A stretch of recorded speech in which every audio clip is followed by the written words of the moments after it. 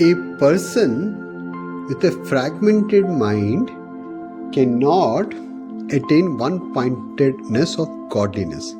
A disintegrated mind is an obstacle to spiritual progress.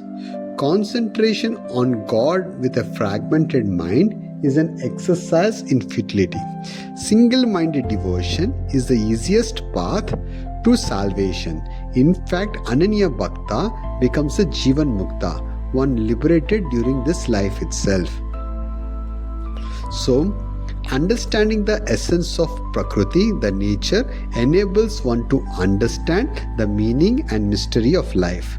Life has 7 supreme values, namely reputation, prosperity, eloquence, power of discrimination, supersensory intelligence, courage, and forbearance.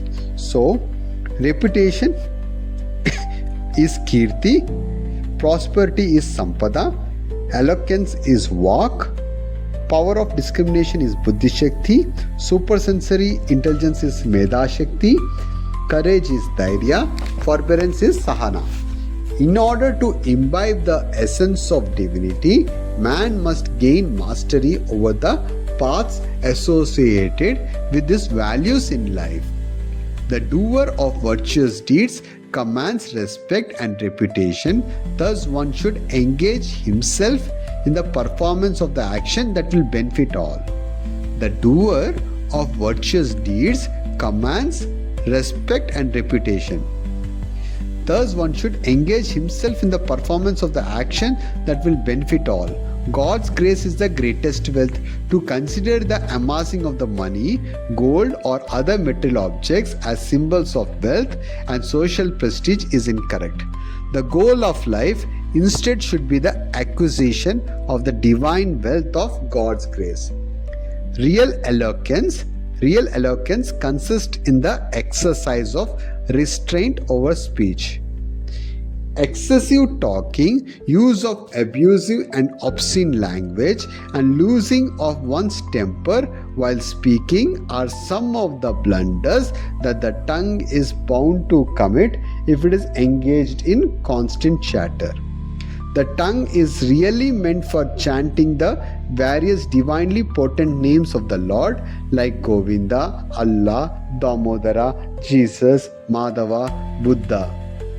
Of the 5 sensory organs, the tongue is the most important. It has a dual role to play. Unlike the eye, the ear, the nose, and the skin, which have a single function of seeing, hearing, smelling, and touching, respectively, the tongue has not only capacity to taste, but also the power of speech. The tongue has tremendous alertness and forbearance, as is shown by its survival in the midst of 36 sharp teeth, which may inadvertently bite it at any time. Besides, it displays enormous self-respect and does not leave its abode, the mouth, even under the most difficult circumstances. The wound caused by a slip of the foot may be healed by medication. On the other hand, the damage caused by the slip of the tongue may be irreparable. That's why the tongue must be carefully controlled by all times.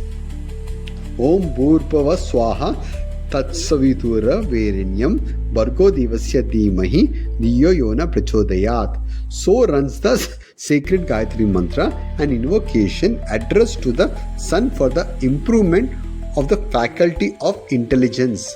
The darkness of ignorance is dispelled by the incandescence of the buddhi, which shines its light like the glorious sun.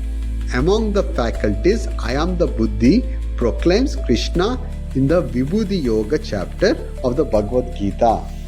So, we need to understand, we need to use our senses for greater welfare for ourselves and for the entire world, and just see ourselves and in everyone.